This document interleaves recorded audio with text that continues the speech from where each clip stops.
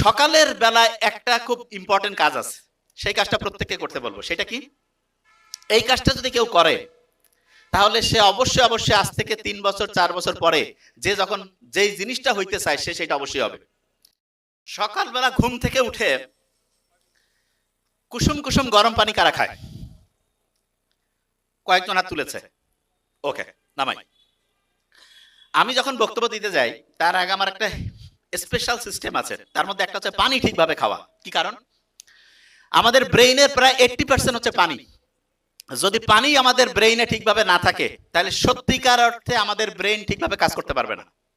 আমি যখন পড়াই কোনো কারণে হঠাৎ হয় না যে পানি টানি একটু কম বেশি হয়েছে খাওয়া দাওয়ার, আমার স্টুডেন্টরাই বলে যে ভাইয়া বা স্যার একটু পানি খেয়ে নেন। এবং সত্যিকার অর্থে আমি যখনই পানি খাবো, বিলিভ মি, ব্রেইনের কোষগুলো যখন 80% থেকে 82% 85% এরকম পানি যখন থাকবে, ব্রেইন সবচেয়ে অ্যাক্টিভ হইতে কাজ করবে। এবং অ্যাক্টিভ হইতে যখন কাজ করবে তারপরে আমরা অসাধারণ কিছু করতে পারবো। যে জায়গায় আমি ছিলাম, রাতের বেলা আমি যখন তাড়াতাড়ি ঘুমাই, এটা প্রত্যেকেই আমরা জানি যে ব্রেইন পরিষ্কার ঠিকভাবে হবে এবং তার সাথে আরেকটা কাজ হবে। সেটা কি? ব্রেইনটা চার্জ হবে। ব্রেইন ঠিকভাবে পরিষ্কার হইলো, ব্রেইনটা চার্জ হইলো, সকালে ঘুম থেকে উঠলাম, উঠে আগে পানি খেয়ে ফেললাম। পানিতে একটু লবণ দিয়ে খাবো, একটু কুসুম কুসুম গরম পানিতে, পারলে ওই যে পিঙ্ক সল্ট আছে না, পাহাড়িয়া লবণ, ওই লবণটা একটু দিব, দিয়ে তারপর আমরা এটা খেয়ে নিব। খাওয়ার পরে সকালের বেলায় একটা খুব ইম্পর্টেন্ট কাজ আছে, সেই কাজটা প্রত্যেককে করতে বলবো। সেটা কি? এই কাজটা যদি কেউ করে তাহলে সে অবশ্যই অবশ্যই আজ থেকে 3 বছর 4 বছর পরে যে যখন যেই জিনিসটা হইতে চায় সে সেটা অবশ্যই হবে।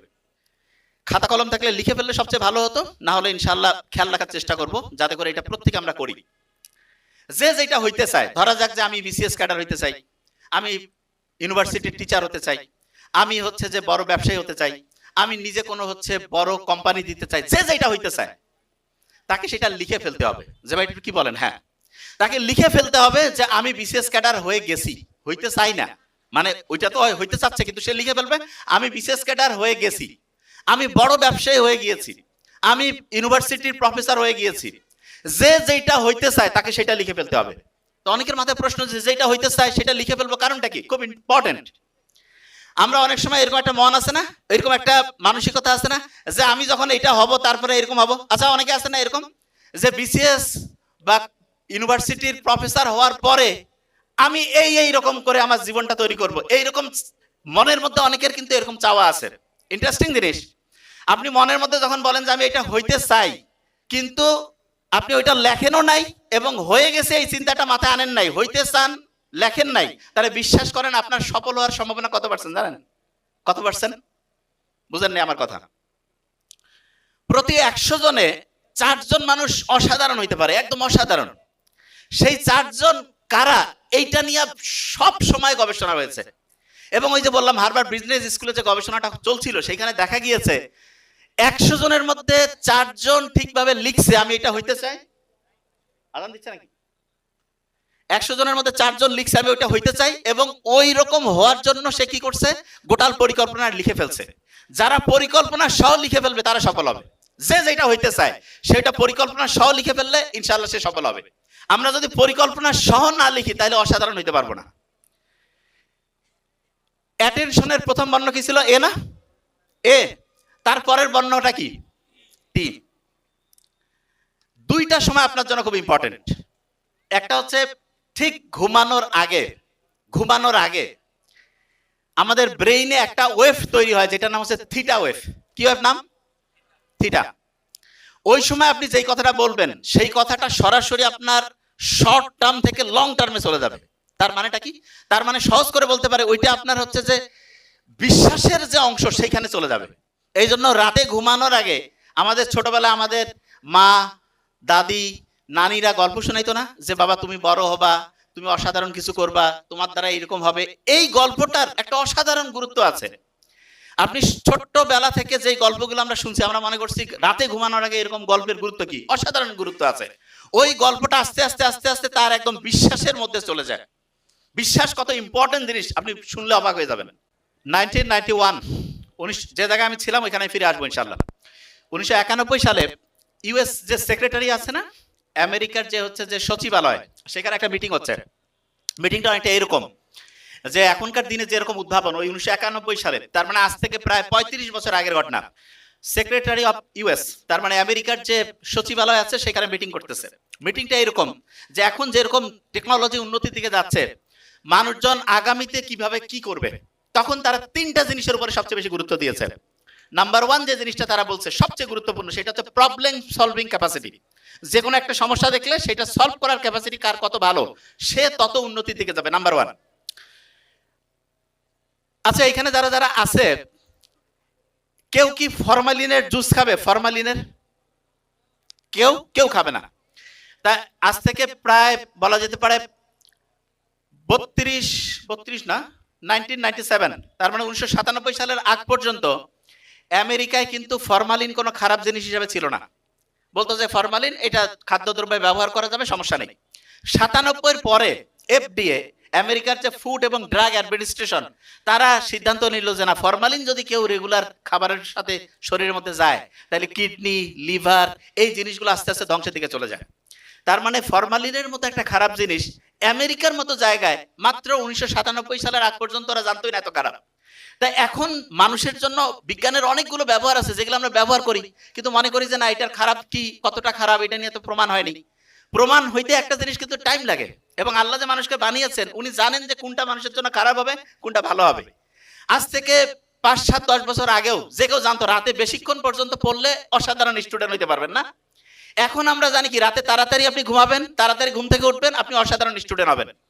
এবং দ্বিতীয় আরেকটা ব্যাপার আছে, এই যে আপনারা যারা ইউনিভার্সিটিতে পড়েন দেখবেন বেশিরভাগ ক্ষেত্রে স্টুডেন্টরা ফ্রেন্ডশিপের নামে, ফ্রেন্ডশিপ বন্ধুত্বপূর্ণ সম্পর্ক ওকে ফাইন, কিন্তু ইসলাম সবসময় যেটা করছে সেটা হচ্ছে নারী পুরুষের অনিয়ন্ত্রিত ব্যবহারে একটা বিধি নিষেধ দিয়েছে। কেন? কারণ নারী পুরুষের যে আকর্ষণটা, এইটা থেকে একটা শয়তানের প্রভাবে খারাপ কিছু হইতে পারে।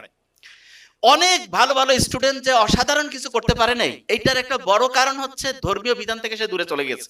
হ্যাঁ, অনেকে বলতে পারে যে ভাই, অনেকে তো আছে ধর্মীয় বিধান মানে নাই কিন্তু তারপরে সে ভালো রেজাল্ট করছে। হ্যাঁ, ভালো রেজাল্ট করছে ঠিক, সে যদি ধর্মীয় বিধান মানতো তার চাইতে ভালো রেজাল্ট করতো। কারণ একটা মানুষের অসাধারণ ক্যাপাসিটি কত দূর সেটা কিন্তু সে সর্বোচ্চ পরিমাণ ব্যবহার না করা পর্যন্ত জানতে পারে না। ধরা যাক একটা স্টুডেন্ট অসাধারণ, কিন্তু সে খারাপ খারাপ বৈশিষ্ট্যের কারণে একদম অসাধারণ হয়নি, অন্যের চেয়ে একটু ভালো হয়েছে, কিন্তু তার কোয়ালিটি ছিল এমন কিছু করার যেটা হচ্ছে বাংলাদেশের ইতিহাস পার হয়ে ওয়ার্ল্ডের যে কোনো জায়গার সাথে সে বিট দিত, যে কাউকে হারাই দিতে পারত। তা প্রত্যেক শিক্ষার্থীকে যে জিনিসটা মাথায় রাখতে হবে যে আল্লাহ যে ফর্মুলাগুলো দিয়েছে সেই ফর্মুলাগুলো যদি আমরা মানি, তাহলে এখনো যেটা আবিষ্কার হয় নাই আল্লাহ বলছে সেটা মানলে অবশ্যই আমরা সাকসেসের দিকে যাইতে পারবো। যেমন ইসলামের কথা আছে না যে তাড়াতাড়ি ঘুমাও, তাড়াতাড়ি ঘুম থেকে উঠো। এইটা তো যারা আজ থেকে কয়েক বছর আগেও যারা ইউনিভার্সিটিতে ফার্স্ট সেকেন্ড হইতো, বেশিরভাগ জন কি বলতো যে সারা রাত জেগে পড়তে হবে তাহলে রেজাল্ট ভালো হবে। কিন্তু এখন আমরা কি জানি, সারা রাত জেগে পড়তে হয় না।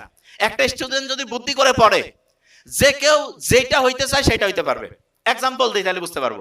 যেমন ধরা যাক কেউ বিসিএস অফিসার হইতে চায়, বিসিএস এর জন্য যে প্রিলিমিনারি যে পরীক্ষা আছে, প্রথম যে পরীক্ষাটা, সেই পরীক্ষাটার জন্য গড়পড়তা 30,000-এর মতো এমসিকিউ পড়তে হয়। 30,000 গড়পড়তা, 30,000 এমসিকিউ যদি কারো মাথায় থাকে, ওইটার সাথে রিলেটেড জিনিস দিয়ে মোটামুটি পরীক্ষা প্রশ্ন আসবে। অনেকে বলতে পারে 30,000 এমসিকিউ পড়া বোধহয় খুব কঠিন, মোটেই না। আপনারা যখন অনার্সে প্রথম ভর্তি হয়েছেন, প্রত্যেক দিন 3 বেলা খান গড়পড়তা, খাওয়ার আগে জাস্ট 5টা এমসিকিউ যদি পড়েন, 3 5 15টা এমসিকিউ, এক মাসে 450 এমসিকিউ, এক বছরে 12 দিয়ে যদি আপনি গুণ করেন প্রায় 5 থেকে 6,000 এমসিকিউ।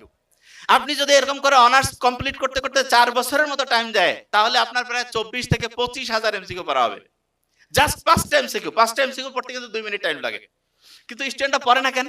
কয় যায় হ্যাঁ 5টা এমসিকিউ পড়ে কি হবে, হ্যাঁ 5টা এমসিকিউ পড়ে কিছু হবে না। কিন্তু আপনি যদি 5টা এমসিকিউ আজকে সকালবেলা খাওয়ার সময় পড়ছেন, দুপুরে 5টা পড়ছেন, রাতে 5টা পড়ছেন, এইরকম করে এক সপ্তাহ পড়লেন 105টা হয়ে গেল, 15 দিন পড়লেন 210টা হইলো, এরকম করে 1 মাস পড়লেন 450 হইলো, এরকম করে 1 বছর পড়লেন 5 থেকে 6,000 হইলো, এরকম করে 4 বছর পড়লেন 22 থেকে 25,000 হয়ে গেল।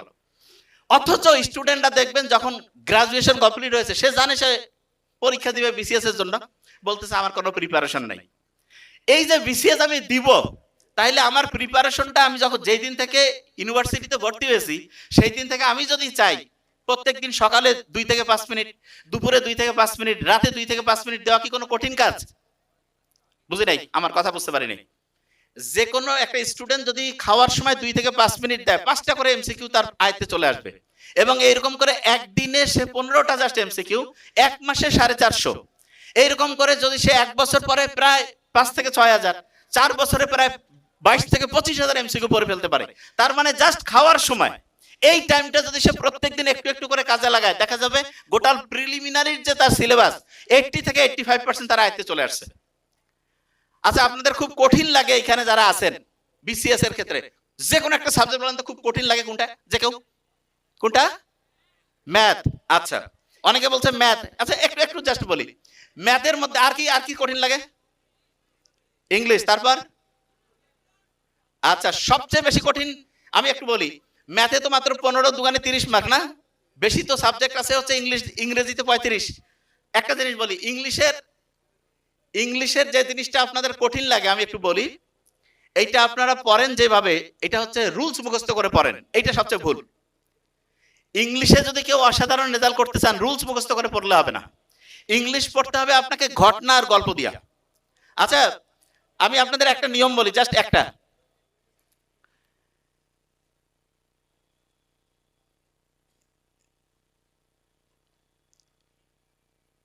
এই যে ডাস শব্দটা আছে না, ডাস, এটা সিঙ্গুলার না প্লুরাল?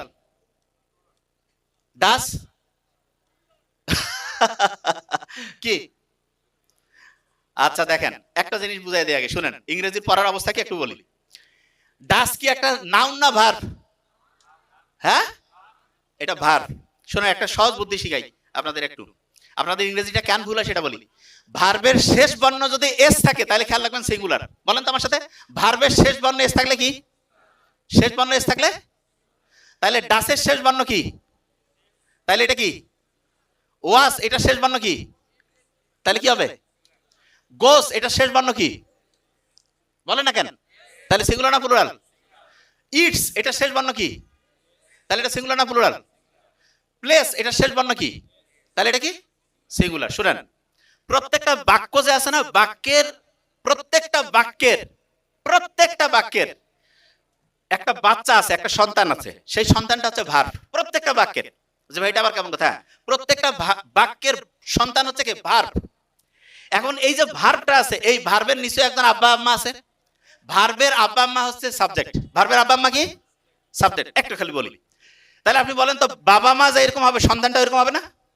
বাবা মা যে এরকম সন্তানটা এরকম। আচ্ছা আমাকে বলেন তো, বাবা মা যদি হয় ভালো, সন্তানটা কেমন হবে? বাবা মা যদি খারাপ হয়, সন্তানটা? আচ্ছা এবার বলেন তো, বাবা যদি সিঙ্গুলার হয়, সন্তান কি হবে?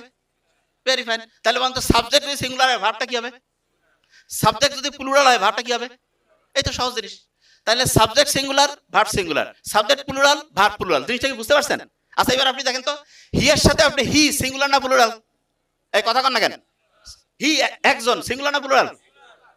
একজন মানে সিঙ্গুলার। তাহলে এর সাথে কি ইস বসে না? ইসের শেষ বর্ণ কি? এস। গোস বসে না? গোস। এর শেষ বর্ণ কি? হ্যাস বসে না? হ্যাস। এর শেষ বর্ণ কি? ডাস বসে না? ডাস। এর শেষ বর্ণ কি? ওয়াস বসে না? এর শেষ বর্ণ কি? তার মানে সাবজেক্টটা সিঙ্গুলার হলে ভার্বটা সিঙ্গুলার। আমি বুঝতে পারছি আপনাদের, জাস্ট একটু জাস্ট দেখলাম আপনাদের সমস্যাটাকে। আমি বলি, আপনারা যখন পড়তে যান না, মুখস্থ পড়েন না। ইংলিশে আমি একটা জিনিস বলি, ইংরেজিতে কখনো হচ্ছে রুলস মুখস্থ করতে যাবেন না। নেভার ইভার রুলস মুখস্থ করবেন না। ইংরেজিতে আপনার ঘটনা আর গল্প দিয়ে শুনবেন। আচ্ছা আপনাদের যে ইয়াতে যে গালে পরিষ্কার করার জন্য, মানে চকচকা হওয়ার জন্য একটা ক্রিম মাখেন, কি জানি নাম, সবচেয়ে Fair and Lovely. Fair and Lovely. আচ্ছা দেখেন, আপনার পড়াচ্ছি জিনিসটা দেখেন। আচ্ছা বলেন তো, এই একটা সহজ বুদ্ধি শিখাই দেই। ভেরি শব্দটা চিনছেন? ভেরি ভেরি একটু দেখি। ভেরি দিয়ে যে শব্দটা মিলে যায় না, সেটা হচ্ছে একটা অ্যাডজেক্টিভ হবে। কি হবে বলেন তো? অ্যাডজেক্টিভ। বলেন তো, ভেরি ফেয়ার মিলছে কি মিলে নাই? বলি না ভেরি গুড মিলছে না? Very bad. তাহলে ভেরি ফেয়ার মিলছে না? মিলছে। যেটা মিলে যাবে সেটা হচ্ছে অ্যাডজেক্টিভ। তাহলে বলেন তো, ফেয়ার শব্দটা কোন পার্টস অফ স্পিচ? অ্যাডজেক্টিভ। আর লাভলি শব্দটা আছে না, খেয়াল রাখবেন একই জাতীয় জিনিস যুক্ত হবে। তাহলে ফেয়ার শব্দটা যদি অ্যাডজেক্টিভ হয়, লাভলি শব্দটা কি হবে? কি হবে? বুঝেন নাই? খাতা কলম থাকলে। আচ্ছা আচ্ছা ঠিক আছে। আচ্ছা আমরা যে জায়গায় ছিলাম, একদম শেষের দিকে মূল কথার মধ্যে যাই।